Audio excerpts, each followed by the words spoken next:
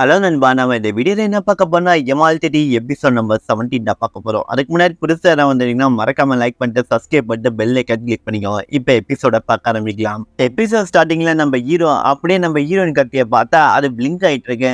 அதெல்லாம் கவனிச்சதுக்கு அப்புறம் நம்ம ஹீரோவும் அந்த கத்தியை நோக்கி போக ஆரம்பிக்கிறான். அதை நம்ம ஹீரோ கையில எடுத்து பார்த்துட்டு இருக்கும் போது நம்ம ஹீரோவுக்கு ஏதோ ஒரு தப்பா இருக்கிற மாதிரி ஃபீல் ஆகுது. இது ஆஞ்சியோட ஸ்வாட் தான், இல்லை ஏதோ ஒரு மிஸ்டி அடங்கியிருக்குன்னு நினைக்கிறேன். ஏன்னா இதுக்குள்ள ஒரு சோல் எனர்ஜி இருக்குங்கிற மாதிரி யோசிச்சுட்டு இருக்கான். அப்ப அந்த டிராகனும் வெளில வந்துடுறான். வெளில வந்ததுக்கு அப்புறம் நம்ம ஹீரோ டிராகன் என்ன சொல்லிட்டு இருக்கான்னா, இந்த சோல்ல ஏதோ ஒரு மிஸ்டி அடங்கியிருக்குங்கிற மாதிரி சொல்லிட்டு இருக்கான். அப்ப நம்ம டிராகன் யோசிச்சுக்கிட்டே இருக்கான். அப்ப நம்ம ஹீரோ என்ன சொல்றேன்னா, நீ ஏதாவது என்கிட்ட மறைக்கிறியா? அப்ப நம்ம டிராகன் என்ன சொல்றேன்னா, இந்த ஸ்வாட் வந்து ஆஞ்சியோட அவளோட ஆறா தான் இது உனக்கு இப்பதான் தெரியுமாங்கிற மாதிரி கேட்டுட்டு அப்படியே முன்னாடி நடந்து போறான். அப்ப நம்ம ஹீரோவும் என்ன நடக்குன்னே புரியாத அளவுக்கு குழப்பத்தோட அந்த இடத்துல நின்றுட்டு இருக்கான். அப்ப நம்ம ஹீரோ என்ன கேட்கறான்னா, அப்ப இந்த ரெட் ஆராவை பத்தி உனக்கு முன்னாடியே தெரியுமா? இதுக்கு முன்னாடி நீ எங்க இதை பாத்துக்கங்கிற மாதிரி அப்படியே கேட்டுட்டு இருக்கான் நம்ம டிராகன்கிட்ட.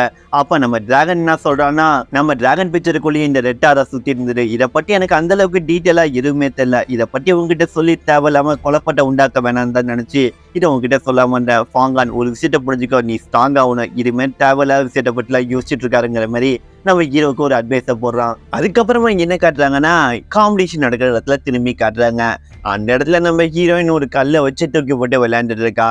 அதெல்லாம் நம்ம ஹீரோவும் கவனிக்காத மாதிரி அப்படியே பார்த்துட்டு இருக்கான். அப்ப அந்த இடத்துல அந்த குள்ளையில என்ன சொல்றாங்க, நெக்ஸ்ட் மேட்ச் ஸ்டார்ட் ஆக போறங்கிற மாதிரி சொல்றாங்க. அது மாயனும் இன்னும் ஒரு ஆளுங்கிற மாதிரி சொல்லிட்டு ஒருத்தன் பேரை சொல்றாங்க.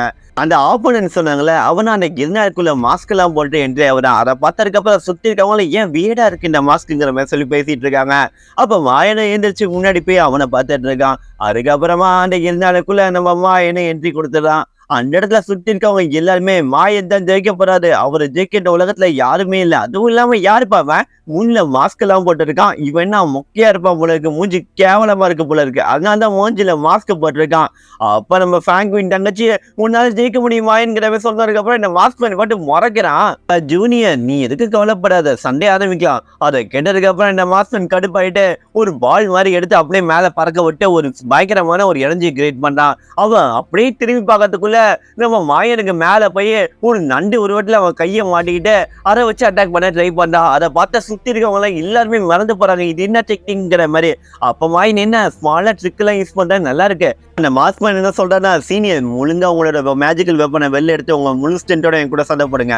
அதை கேட்டதுக்கு அப்புறம் மாயனும் மேஜிக்கல் வெப்பனை எடுத்துட்டு, நீ எதுக்கு கவலைப்படாத, என் முழு ஸ்ட்ரென்த்தோட சண்டை போடுற, அதே சமயத்துல உன்னோட முழு ஸ்ட்ரென்த் நீ காட்டணும் நல்லா இருக்கும். அதை கேட்டதுக்கு அப்புறம் அந்த மாஸ்க்மேன் அட்டாக் பண்ண போறான். ஒவ்வொரு அட்டாக்கையும் மாயன் அசால்ட்டாவே சமாளிச்சுட்டு இருக்கான். அவன் கைகள்லாம் ரொம்பவே ஷார்ப்பா இருக்கு. அதை வச்சு அட்டாக் பண்ணலாம் பார்க்கும்போது அதை கட்டி வச்சு தடுத்துட்டு இருக்கான். அதுக்கப்புறம் சுத்தி இருக்கவங்க எல்லாருமே பாட்டு மறந்து போறாங்க.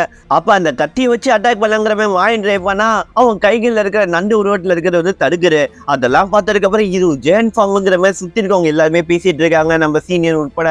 அப்ப அதெல்லாம் யூனிக் டெக்னிக் சொல்லிட்டு இருக்கும் போது நம்ம மாயன் வந்து அவன் கத்தி வச்சு அவன் பவர் வச்சு அட்டாக் பண்றான். ஆனா நண்டு உருவத்துல இருக்க அவன் கை வந்து அந்த இடத்துல ப்ரொடெக்ட் பண்ணிட்டு இருக்கு. இது சுத்தமா எதிர்பார்க்கிற மாயன் அப்படியே தள்ளி போறான். அவன் கத்திகளை மல்டிபிள் ஆக்கி அட்டாக் பண்ண அனுப்புறான். அந்த இடத்துல இந்த மாஸ்க்மேன் சுத்தி ஒரு சீல்டு மாதிரி போட்டு அதை தடுத்துட்டு திரும்பி மாயன் அட்டாக் பண்ண வரப்ப ஜஸ்ட் மிஸ் மாயன் அப்படியே மூவ் ஆகி தப்பிச்சிடறான் அந்த இடத்துல. அதுக்கப்புறமா இவங்க ரெண்டு பேருக்கும் பயங்கரமான ஒரு சண்டை நடந்துட்டு இருக்கு. அப்ப மாயனும் தள்ளி போயிடான், அதே சமயத்துல இந்த மாஸ்க்மேன் தள்ளி போயிடான். அதுக்கப்புறம் அவன் டிவைன் பவர் அந்த இடத்துல காட்டிட்டு இருக்கான்.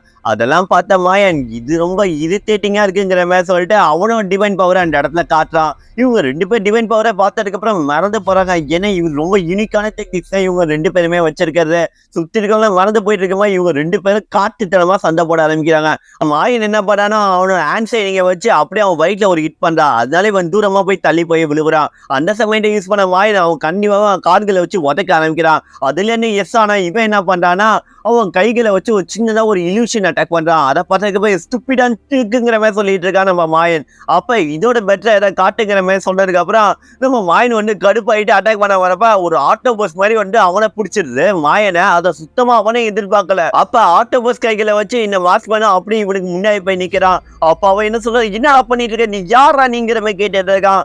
அப்ப இவன் என்ன சொல்றா, மாஸ்க்மேன் என் வாழ்க்கையில முக்கியமான ஒரு விஷயத்த நீ பறிச்சுட்ட, அதுக்கான தண்டனையை நீ கண்டிப்பா அனுபவிக்கணுங்கிற மாதிரி சொல்லிட்டு நிறைய ஆட்டோபஸ் கைகளை வர வச்சு நம்ம மாயனை அட்டாக் பண்ண அனுப்புறான். அதை பார்த்ததுக்கு அப்புறம் டிவைன் ஸ்வாடுங்கிற மாதிரி ஒரு வார்த்தையை சொல்றான். சொன்னதுக்கு அப்புறம் அவன் ஸ்வாடு மல்டிபிளா ஒரு கட்டர்ஸ் தான் போட்டு அந்த கைகள்லாம் அப்படியே சுக்குன்னு துண்டு துண்டா வெட்டிடுது. அதே சமயம் அந்த மாஸ்க் வர கீழே வந்துடுறான்.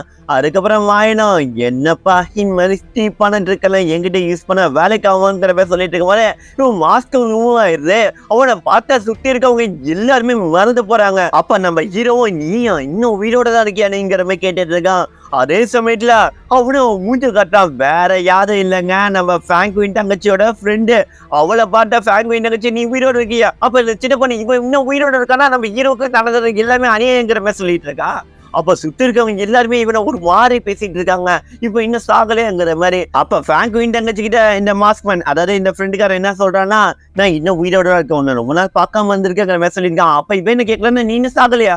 அப்ப அவன் என்ன சொல்றேன்னா, என்ன ஆல்ரெடி ஒருத்தவங்க காப்பாத்திட்டாங்க, இதை பத்தி நான் வெளில சொல்லாம இவ்வளவு நாள் சர்வே பண்ணிட்டு இருந்தேன், நான் உன்னை பார்க்கறதுக்காக திரும்பி வந்திருக்கேங்கிற மாதிரி சொல்றான். இவன் கண்டுக்கார மாதிரி இருக்கான். நான் கண்டிப்பா இந்த மாயனை டிஃபீட் பண்ணா நீ திரும்பி என்கிட்ட வந்துருவேங்கிற மாதிரி சொல்லிட்டு இருக்கான். அப்ப மாயனும் நல்லதாப்பா சண்டை போடுற, உன்கிட்ட நிறைய ட்ரெஷர் எல்லாம் கிடைச்சிருக்கு, இருந்தாலும் உன் பவர் அந்த அளவுக்கு யூஸ்லெஸ்ஸான ஒண்ணா இருக்குங்கிற மாதிரி சொல்லிட்டு இருக்கான். அதை கேட்டதுக்கு அப்புறம் இந்த ஃப்ரெண்டுக்காரன் இன்னைக்கு என் திறமை என்னன்னு நான் காட்ட போறேன், அதுக்கப்புறம் எனக்கு சொந்தமான பொருளை நான் திருப்பி வாங்க போறேங்கிற மாதிரி சொல்லிட்டு அவன் ரெண்டு கைகளையும் தண்டரை வர வச்சு அதை பூமி மேல தட்டிட்டு அதுக்கப்புறம் வானத்துல ஒரு போர்ட்டல் மாதிரி ஒரு விஷயத்த ஓபன் பண்றான். அதுல இருந்து ஒரு பறக்கும் திமிங்கலம் மாதிரி ஒரு விஷயம் வெளில வருது. அதை பார்த்து சுற்றி இருக்கவங்க எல்லாமே மறந்து போறாங்க. மாயனே ஒரு செகண்ட் அப்படியே ஷாக் ஆகி அதை பார்த்துட்டு இருக்காங்க. ஏன்னா அது பார்க்க அவ்வளவு பிரம்மாண்டமா இருக்கு. அதை பார்த்து எல்லாருமே மறுத்து போறாங்க. இப்படி ஒரு விஷயத்தெல்லாம் பார்த்ததே இல்லை, இதுல ஏசியன் காலத்துல இருந்திருக்கிற மாதிரி சுத்தி இருக்கவங்க எல்லாருமே அதை பத்தி பேசிட்டு இருக்காங்க. அதோட பவர் யாராலுமே கால்குலேட் பண்ண முடியாதுங்கிற மாதிரி எல்லாருமே சொல்லிட்டு இருக்காங்க. அந்த திமிங்கலமோ நம்ம மாயனை நோக்கி வந்துட்டு இருக்கு. அப்ப இந்த ஃப்ரெண்டுக்காக உன் கதை இதோட முடிஞ்சது, என் லைஃப்ல நீ பண்ணிருக்காங்கிற மாதிரி சொல்லிட்டு அதை அட்டாக் பண்ண அனுப்புறா பக்கத்துல. அப்ப அவன் மாய என்ன பண்றதா, அவன் சோட மேல தூக்கி போட்டு டிவைன் ஸ்வாட் பவர்ங்கிற மாதிரி சொல்றா. சொன்னதுக்கு அப்புறம் அந்த பயங்கரமான க்ளோ ஆகிட்டு இருக்கு. அந்த திமிங்கலை நோக்கி ஒரு பயங்கரமான ஒரு அட்டாக்கர் நம்ம மாயன் செல்றான். அந்த அட்டாக்கர்ல அந்த திமிங்கலை தாக்கு பிடிக்க முடியாம கஷ்டப்பட்டு இருக்கு. அப்ப அது ஒரு பயங்கரமான ஒரு கட்டிங் மாதிரி அந்த திமிங்கலத்தை சுக்குனுடா உடச்சி காணாமாக்கிறான். அப்ப அதை எதிர்பார்க்காம நின்றுட்டு இருக்கும் போது நம்ம ஃப்ரெண்டுக்கார நெட்டிக்கு மேல அப்படியே கட்டி வச்சு நிக்கிறான் நம்ம மாயனு. இவனோட தோல்வியை நீ ஏற்றுக்க மாட்டியான்னு சொல்லிட்டு இருக்கான். அந்த இடத்துல இந்த மேட்ச் முடிஞ்சது இல்ல, ஜெயிச்சது நம்ம மாயன் தாங்கிறமே அந்த இடத்துல சொல்லிட்டு இருக்காங்க. அப்ப நம்ம ஃப்ராங்க்வின் தங்கச்சி சிரிச்சிட்டு இருக்கா. ஆனா இந்த இடத்துல தோத்து போன அந்த ஃப்ரெண்டுக்காரன் என்னால ஏன் எதுவுமே பண்ண முடியல அப்படிங்கிற மாதிரி அந்த இடத்துல சொல்லிட்டு இருக்கான். அப்ப மாயன் பக்கத்துல வந்து டேய் நீ நல்லா தான் சண்டை போட்ட, ஒழுங்கா நான் உனக்கு ஒரு அட்வைஸ் பண்ண, ஒழுங்கா உன் கல்டிவேஷன்ல மட்டும் ஃபோக்கஸ் பண்ணு, இனிமே ஃப்ராங்க்வின் தங்கச்ச பத்தி நீ யோசிக்க தேவையில்லை, ஏன்னா இவன் அவ எனக்கு சொந்தமானதான் மாறிட்டா, ஒழுங்கா அவளை கிவ் அப் பண்ணிருப்பாங்கிற மாதிரி சொல்லிட்டு அப்படியே முன்னாடி போறான். அதை கேட்டு இந்த ஃப்ரெண்டுக்காரன் கடுப்புல இருக்கான். ஆனா ஃப்ராங்க்வின் தங்கச்சி இவனை வந்ததுக்கு அப்புறம் இவனை வாயன் கூட போயிட்டு இவனை லைட்டா உடச்சிட்டு அந்த இடத்த விட்டு போறான். அந்த ஃப்ரெண்டுக்காரனும் ஏன் இப்படி நடந்துருங்க அந்த இடத்துல பயங்கரமா கோவப்பட்டு இருக்கான். நம்ம ஹீரோயின் என்ன கேட்கறலாம், இவ அந்த அளவுக்கு ஒருத்த மேல தெரியல, இவ பின்னாடியே இத்தனை பேர் சுத்திட்டு இருக்காங்க. அப்ப நம்ம ஹீரோ என்ன சொல்றான்னா, அவங்க அக்கா ரொம்ப பெரிய ஆளு, அதனால்தான் இவ பின்னாடி இத்தனை பேர் சுத்திட்டு இருக்காங்க, ஆனா இவ அந்த அளவுக்கு ஒருத்த இல்ல. அதை கேட்ட நம்ம ஹீரோனும் எனக்கு புரியுதுங்கிற மாதிரி சொல்றா. இதோட இந்த எபிசோட் முடிஞ்சிடு. இதுக்கப்புறம் நடக்க போறீங்க எல்லாமே நம்ம அடுத்த எபிசோட்ல பார்ப்போம். அதை பக்கத்துக்கு மறக்காம லைக் பண்ணிட்டு சப்ஸ்கிரைப் பண்ணிட்டு பெல் ஐகான் கிளிக் பண்ணிக்கோங்க. இது உங்கள் அன்புள்ள ஏஜே வாய்ஸ் ஓவர்.